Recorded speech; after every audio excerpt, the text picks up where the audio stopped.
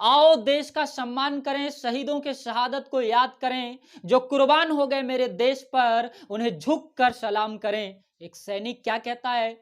जब मैं मरूं तो इस मिट्टी में मिला देना मेरे राख को, जब मैं मरूं तो इस मिट्टी में मिला देना मेरे राख को, सीने में दबाए बैठा हूं देश के लिए कुछ कर गुजरने के आग को। और कमजोर नहीं है मां तेरा यह लाल, और कमजोर नहीं है मां तेरा यह लाल, अपने लहू से धोएंगे तेरे दामन के हर दाग को। जय हिंद साथियों, मैं कृष्णा स्वागत करता हूं अपने यूट्यूब चैनल उज्जवल कॉन्सेप्ट पर। आज का यह सेशन काफी महत्वपूर्ण होने वाला है। तमाम देशवासियों को मेरे तरफ से और मेरे चैनल के तरफ से गणतंत्र दिवस की हार्दिक शुभकामनाएं, बसंत पंचमी की हार्दिक शुभकामनाएं।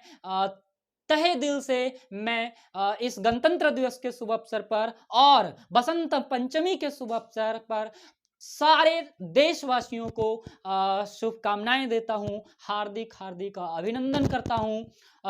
आज का सेशन काफी इंपॉर्टेंट होने वाला है। यह सेशन में कई महत्वपूर्ण टॉपिक पे विचार किया जाएगा। आखिर 26 जनवरी यानी गणतंत्र दिवस 26 जनवरी को ही क्यों मनाया जाता है, इस पर विशेष बातें किया जाएगा। शुरू करते हैं। एक पूरे स्लाइड में मैं आपको समझाने का प्रयास करता हूं कि 26 जनवरी यानी रिपब्लिक डे, गणतंत्र दिवस 26 जनवरी को ही क्यों मनाया जाता है। इसके पहले मैं देश के आजादी के बारे में कुछ बातें आपके सामने रखने वाला हूं। मैं इस पूरे स्लाइड पर लिख कर लाया हूं, हाँ, और आपको समझाने का प्रयास करता हूं कि 26 जनवरी यानी रिपब्लिक डे यानी गणतंत्र दिवस 26 जनवरी के मौके पर ही क्यों मनाया जाता है। क्या कारण है कि 26 जनवरी को ही गणतंत्र दिवस मनाया जाता है। तो इसके पीछे का इतिहास काफी महत्वपूर्ण और रोचक सा है, जो तमाम देशवासियों को पता होना चाहिए। मैं यहां लिखा हूं कि भारत आजाद से संबंधित तथ्य, कुछ तथ्य पहले आपको समझना होगा।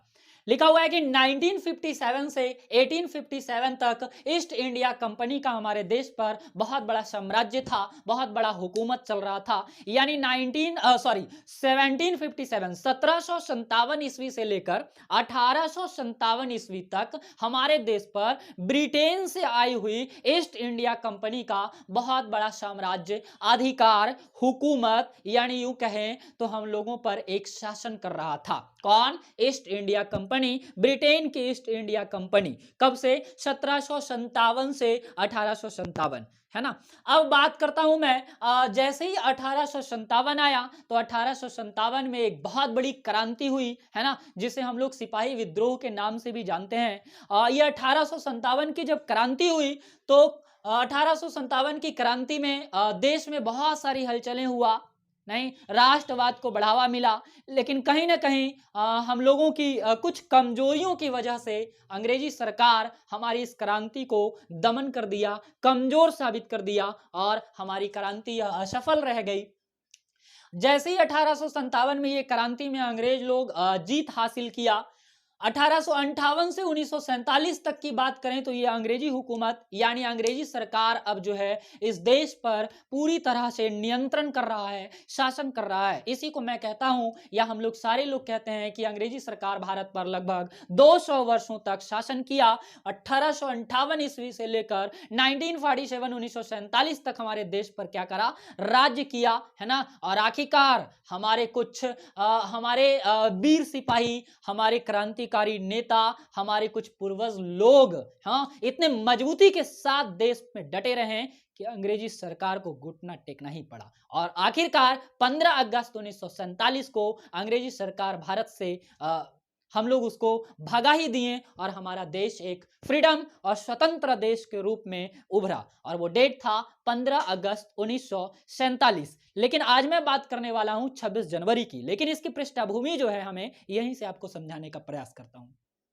जब हमारा देश 1947 को आजाद हुआ, तब अंग्रेजी सरकार यहां से जाने से पहले, है ना, यहां से जाने के पहले हम लोगों के नेताओं के बीच बातचीत करा कि मैं आपको तब तक यहां से छोड़कर नहीं जाऊंगा जब तक आप अपने देश को चलने के लिए नियम कानून की कोई ठोस व्यवस्था ना कर लें, जब तक आप कोई संविधान सभा, है ना, आयोजन ना कर लें, जब तक कोई आप एक लिखित पुस्तक की रचना ना कर लें, तब तक मैं यहीं पर रहूंगा, है ना, और आपको संविधान सभा बनाने का एक अवसर देता हूं और आप संविधान सभा का गठन कर लीजिए, संविधान बना लीजिए, उसके बाद मैं यहां से चला जाऊंगा। हाँ, लेकिन इसके पहले ही कैबिनेट मिशन 1946, यानी अंग्रेजी सरकार जो थी, ब्रिटेन के उस समय एक तत्कालीन प्रधानमंत्री थे जिसका नाम था क्लेमेंट एटली।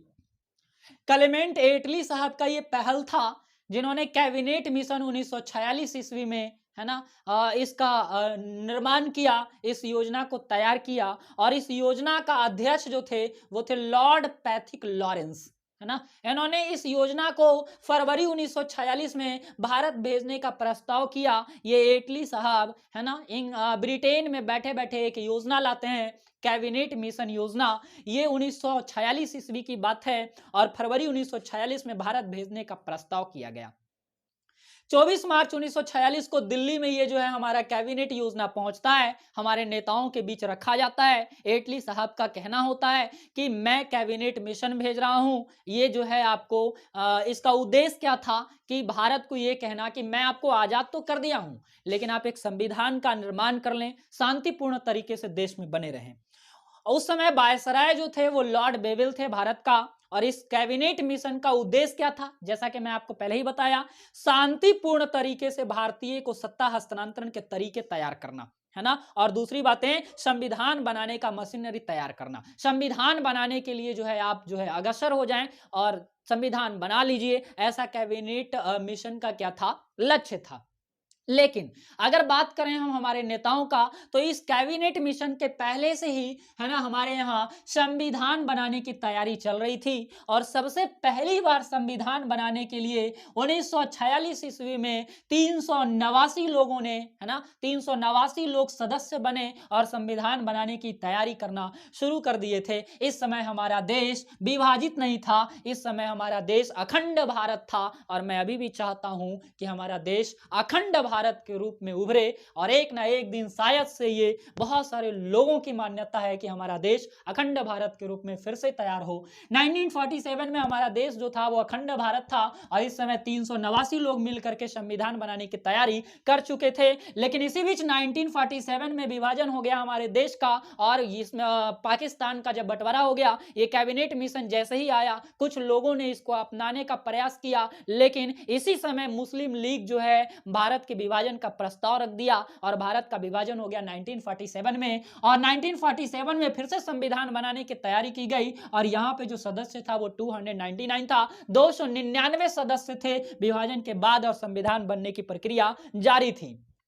अगर बात करें तो 299 लोग मिलकर के संविधान बनाने की तैयारी करने लगे, संविधान बनाने की योजनाएं शुरू हो गई, कार्यक्रम शुरू हो गया। फाइनली 1950 ईस्वी को हमारा संविधान फाइनल तरीके से क्या हो जाता है, लागू हो जाता है हमारे देश में। और आपको याद रखना चाहिए कि 1950 ईस्वी में हमारा संविधान जब लागू हो रहा था, लागू होने समय 284 लोग मिलकर के उस पर अपना हस्ताक्षर किए, अपना साइन लगाए, और 15 महिलाएं भी उसमें शामिल थी 284 लोग में। ये बात कहीं ना कहीं इस बात को दर्शाता है कि महिलाएं, है ना, महिलाएं का कंट्रीब्यूशन, योगदान हर समय हर स्थिति में काफी अच्छा रहा है, सराहनीय रहा है। महिलाओं को अगर देखा जाए तो किसी भी चीज में कम नहीं है। हस्ताक्षर किए थे 15 महिला मिलकर के, जब हमारा देश में संविधान बनकर पूरी की पूरी लागू हो गई थी तैयार होने के बाद। आइए कुछ और बात करते हैं, तथ्य की बात करते हैं। जैसा कि बहुत सारे लोग कहते हैं कि संविधान सभा का या संविधान का पिता, है ना, फादर ऑफ कॉन्स्टिट्यूशन जो है डॉक्टर भीमराव अंबेडकर को कहा जाता है। क्यों कहा जाता है, जरा समझिए इस बात को। बहुत लोगों में ये भ्रांतियां फैली हुई रहती है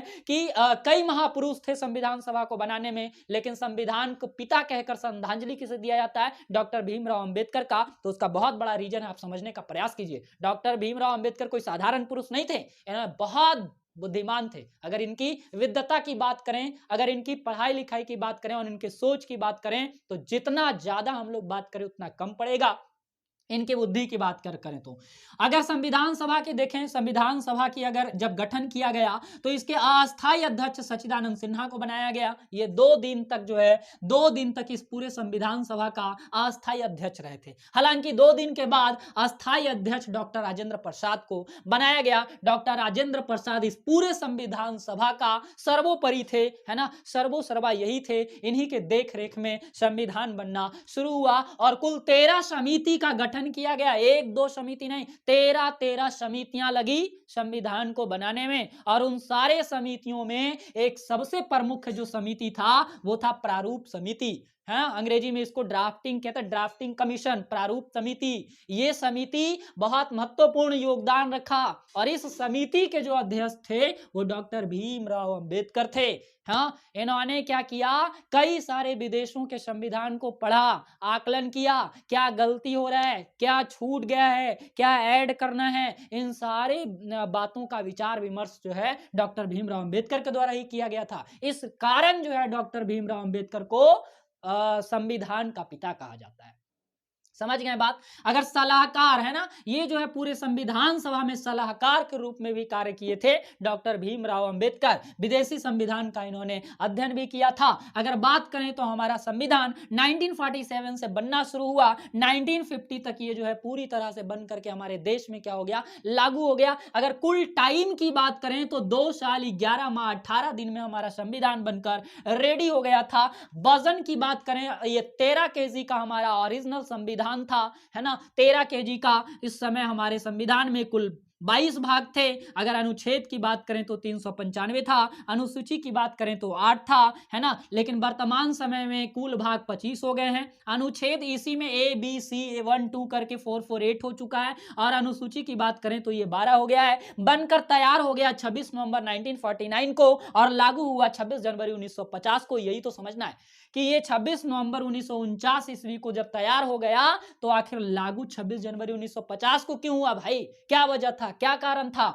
26 जनवरी 1949 को जब बनकर रेडी हो गया था तो इसी दिन लागू हो जाना चाहिए था, लेकिन इसे 2 महीने बाद यानी 26 जनवरी 1950 को क्यों लागू किया गया। आइए इसे याद रखिएगा कि 26 नवंबर को ही हम लोग मनाते हैं, संविधान दिवस मनाते हैं, क्योंकि 26 नवंबर को ही हमारा जो संविधान था वो बन के रेडी हो गया था 1949 में ही हमारा देश जो है बनकर क्या हो गया था, रेडी हो गया था। संविधान लागू 26 जनवरी 1950 को हुआ था। आइए इसके पीछे का इतिहास जानते हैं।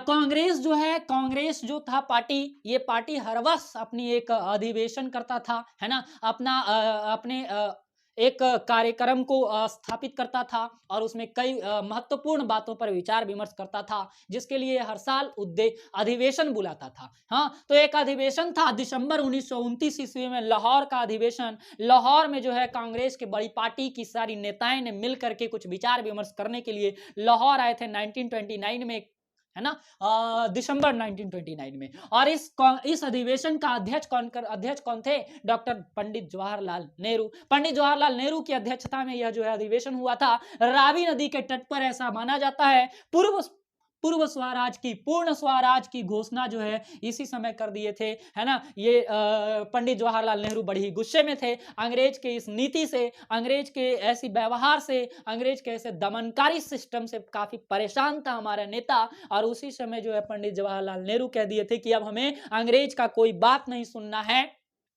सीधे के सीधे पूर्ण स्वतंत्रता दिवस मनाना है।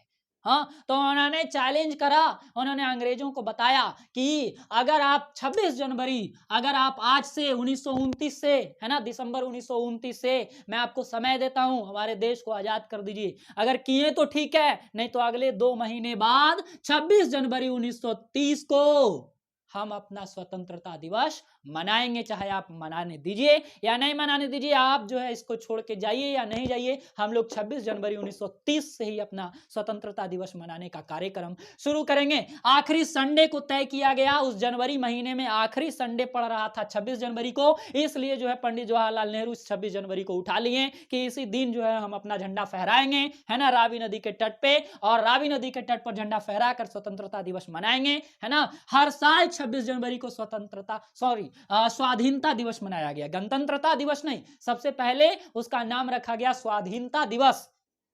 है ना। और हमारा जो संविधान बन के तो रेडी 49 में ही हो गया था, लेकिन ये बात देखिए 29 का मैटर है, 29 से चल रहा है, ये 26 जनवरी को उठा लिया गया था, है ना बात। और हर साल स्वाधीनता दिवस मनाया गया बाबू, 1930 में भी, 1931, 1932, 1933, 1934, चलता गया 26 जनवरी 1947 को भी हम लोग बना दिए, 1947 को भी हम लोग मनाए, क्या 26 जनवरी 1947 को भी हम लोग मनाए स्वाधीनता दिवस। क्या मनाए? स्वाधीनता दिवस मनाए। लेकिन बन करके तैयार हो गया थोड़ा सा पहले, नहीं तो हम लोग अंग्रेज पर चोट मारने के लिए 26 नवंबर को लागू नहीं किए। हम लोग के नेताओं ने यह विचार विमर्श किया कि आखिर पहले के इतिहास में जो हम लोग मनाए हैं स्वाधीनता दिवस, इस डेट का कोई तो इंपॉर्टेंस होना चाहिए ना।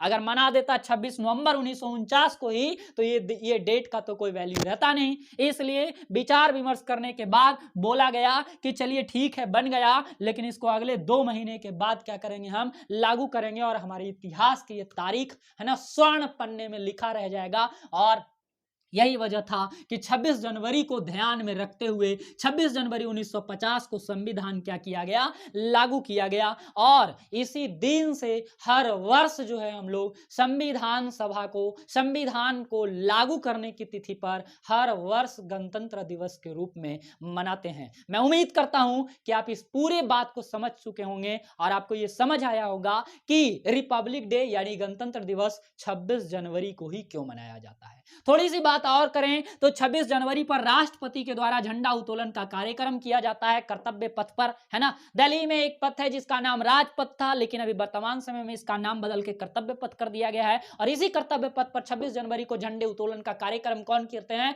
हमारा राष्ट्रपति करता है, ये संवैधानिक तौर पे, है ना। और 15 अगस्त को जो है हमारा पीएम यानी प्रधानमंत्री लाल किले पर झंडा उत्तोलन करने का कार्य करता है। तो उम्मीद करता हूं कि आप इस पूरे सेशन को काफी बेहतरीन तरीके से समझे होंगे। मिलेंगे आपसे नए वीडियोज में नए सेशन के साथ, नए उत्साह के साथ। तब तक के लिए जय हिंद।